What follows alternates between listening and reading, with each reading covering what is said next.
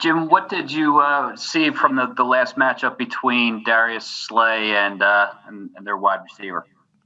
Yeah, I really didn't spend a lot of time on that because, Detroit plays a different scheme than we played, and we're going to employ Slay maybe a little bit different and stuff like that. There is some carryover to our games last year and then also individual matchups. But we're in a new year this year. We're going to be ready for however they deploy their guys, and I'm excited about all our guys. I think we have some good matchups in this game. Go ahead, Ruben, and then Dave Zingaro. Hey, Jim. Thanks for your time. I guess we've touched on this earlier, but are there more unknowns to you than in other years going into Sunday, as far as your younger players mainly who haven't played in preseason, and the other new guys? Yeah, I think I'd even layer that a little bit more with uncertainty of having zero exposures to a new staff. You do have a track record of Coach Rivera and Coach Turner, Coach Masco at Carolina. But, a little bit like I just said with Slay, what they did last year might not be exactly what they're going to do this year.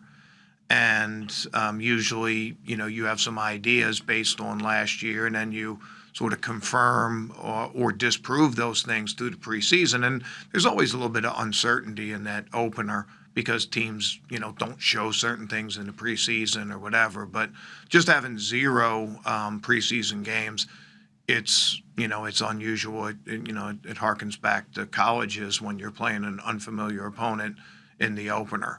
So I think that, there's that. They have maybe a little bit of advantage on us because we have a, 4-year body of work, even though I'm sure, they expect us to do some different things. We expect them to do some different things.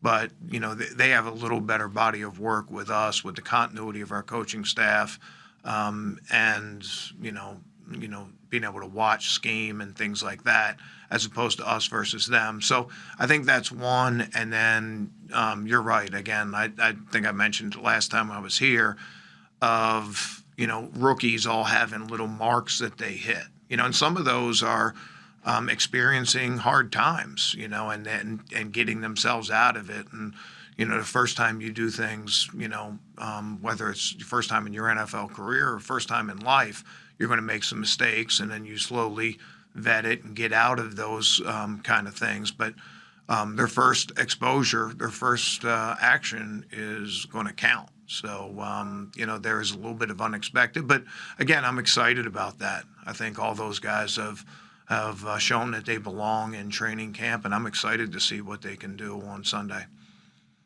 Go ahead, Dave, and then Paul Domowitch. Hey, Jim, the loss of Will Parks, how big of a loss is that? It seemed like you were planning on using him quite a bit. And where do you go from here? How different does the defense look, and who takes that role? Well, I'd rather not go into how we're going to play our personnel, for the same reasons I just mentioned. It's no sense giving Washington any idea who we're going to plug into different roles, how we planned on using them and things like that. We just hold all that stuff until Sunday. It was disappointing to lose Will. He was a good addition for us in the offseason. He was a young veteran player, played with a lot of physical toughness, and also, brought some spirit to us. So we'll feel his loss, but we have plenty of guys that can make up for whatever roles we had in mind. Paul, and then Les. Yeah, Jim, I wanted to ask you about the rookie they're probably going to start at running back, Antonio Gibson.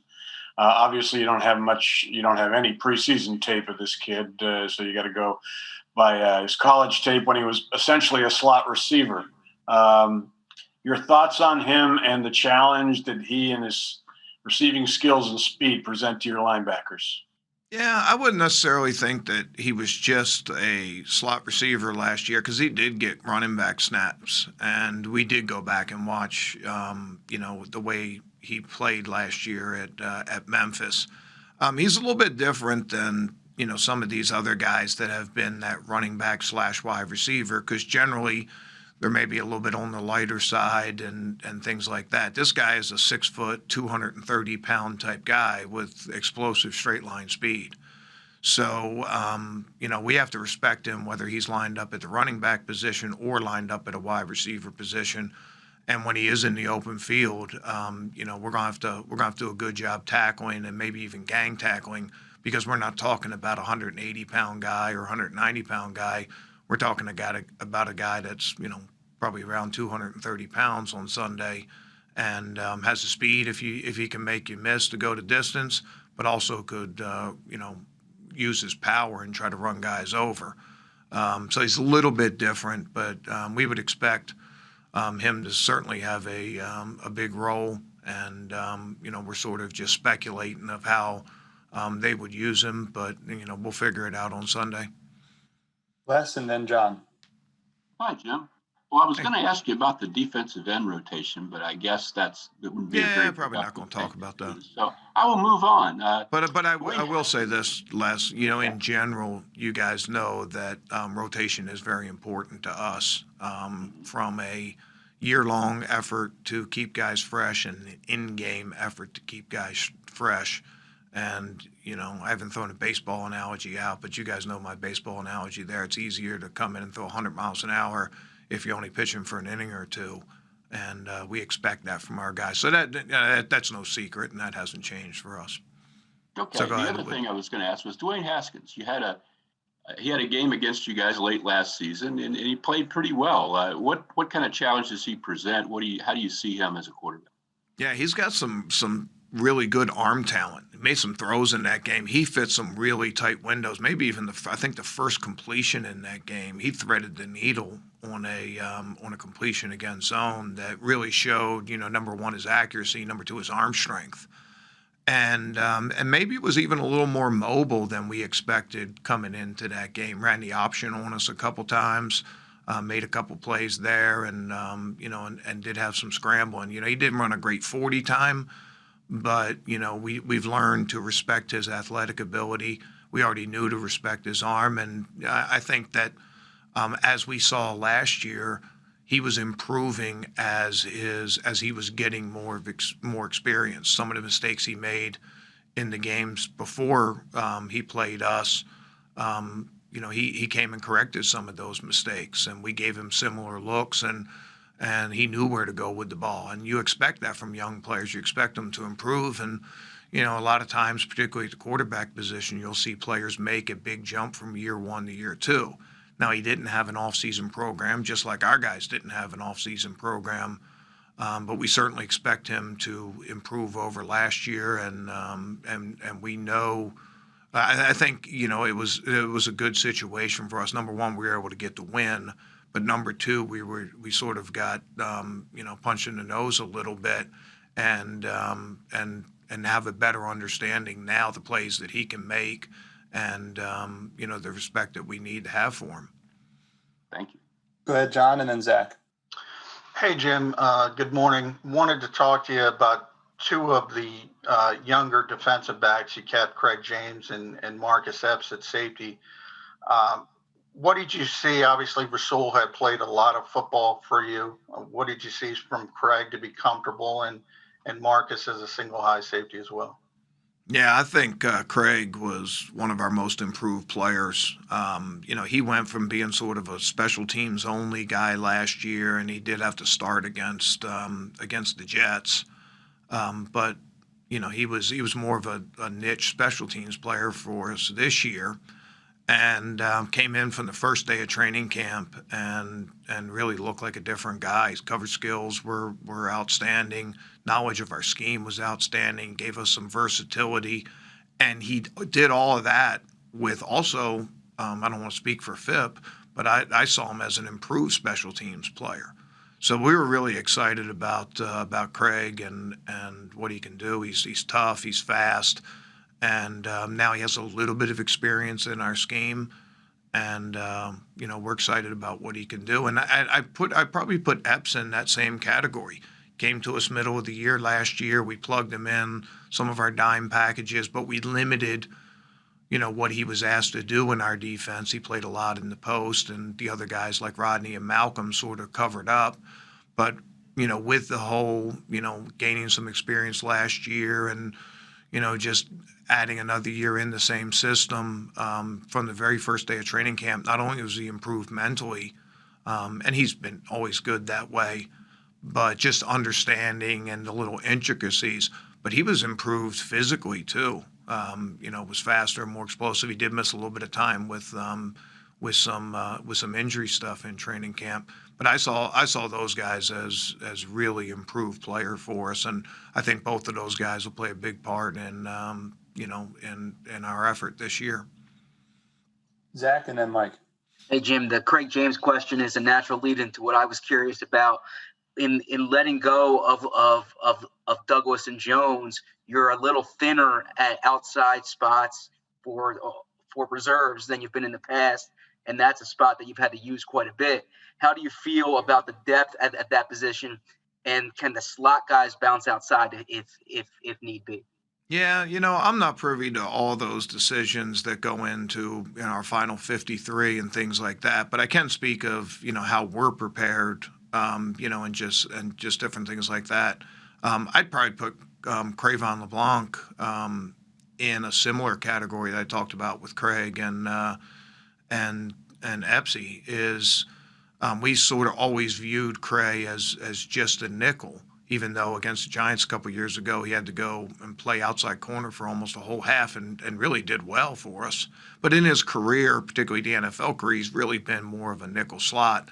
But we moved him around a lot, and we like his versatility. We think he can handle a lot of different roles, and we're comfortable with him outside. We also use Roby outside a lot. And I think between those two, those guys are both a little bit different, depending on the matchup we would have in a game. If we got to, have to use a fourth corner, we'd be able to match it.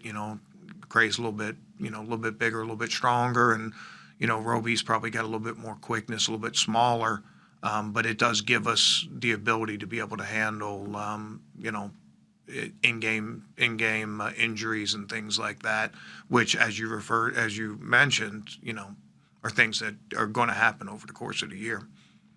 Go ahead, Mike, and then Jeff.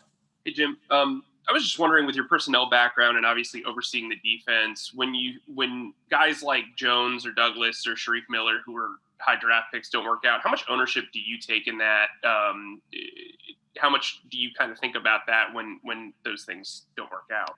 Well, we're certainly all in this together, and I no different than probably any other position. But I sort of view all those moves as the positive that the guys that replaced them that came out. I talked about Craig, and I think even you guys that just saw a limited amount of our practice probably saw the same things that we saw. Or a guy like Tuhill that just performed, every single day and got better every single day.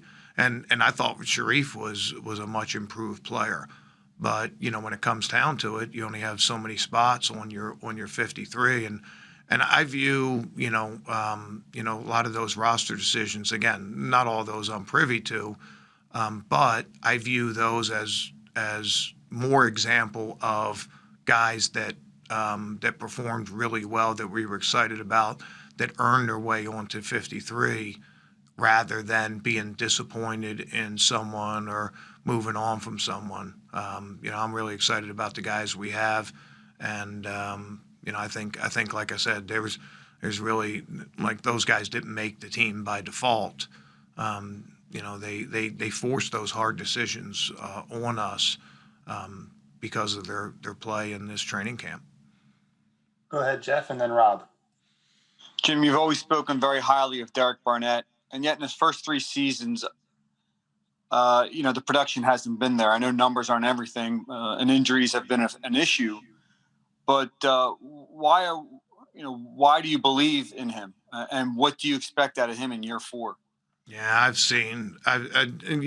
we have a lot of years of, seeing the plays that he can make. Injuries have set him back at times.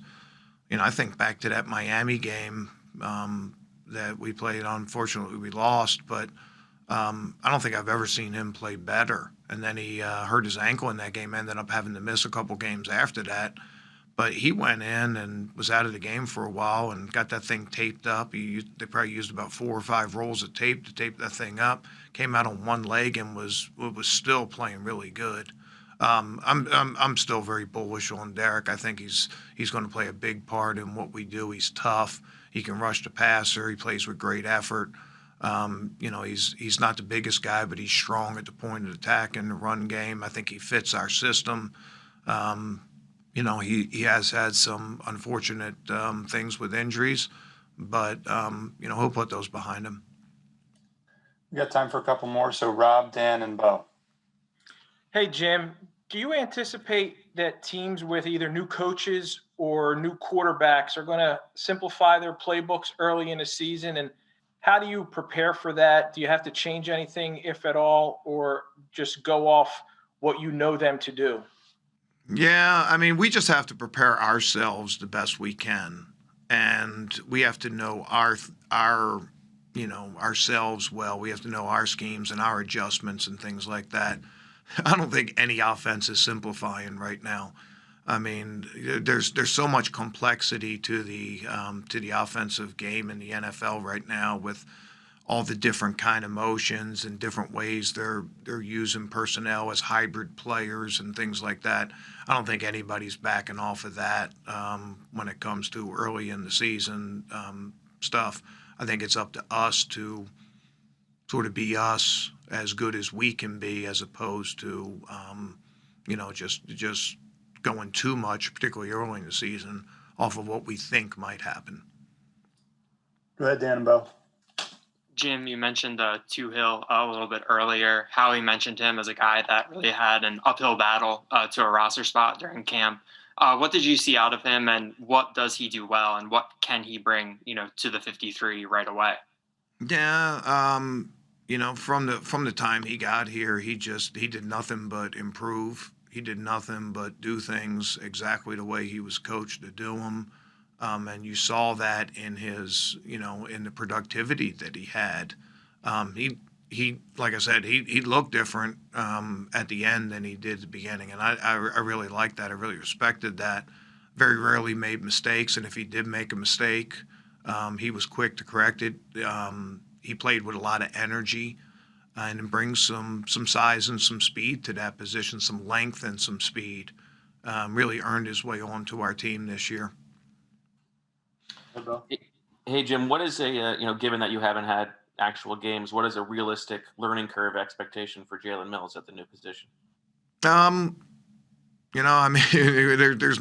not going to grade on the curve for this game. I mean, it's going to go down as either a win or a loss. So, that's the only thing that we really concern ourselves with. There's nobody being graded on the curve because they're new to a position. It's a little bit like some of those rookies we talked about. Yeah, you don't have a lot to go on, but when they go out and play, they're going to have to perform because we got to win the game. Jalen's a little bit different because he's been here for 4 years, and he's been exposed to a lot of the things that we do. We know him personally. We know what he brings. He's played a different position, but I think he's in a completely different position when it comes to the rookies, and Jalen has proved a playmaker in the secondary force, and we're excited about what he can bring, particularly to the coverage aspect of what we can do. It gives us a lot of flexibility, and I think he fits what we do really well. I think the biggest thing is his knowledge of what we do. He's always been a hardworking guy and a detailed guy. But, he's it's different than a guy like Rodney, who's been 4 years playing that position. But he's really impressed us with not just learning the position, but learning all the ins and outs and things like that. And I think we'll have less startup cost when it comes to a guy like Jalen than other guys who are, it's their first rodeo.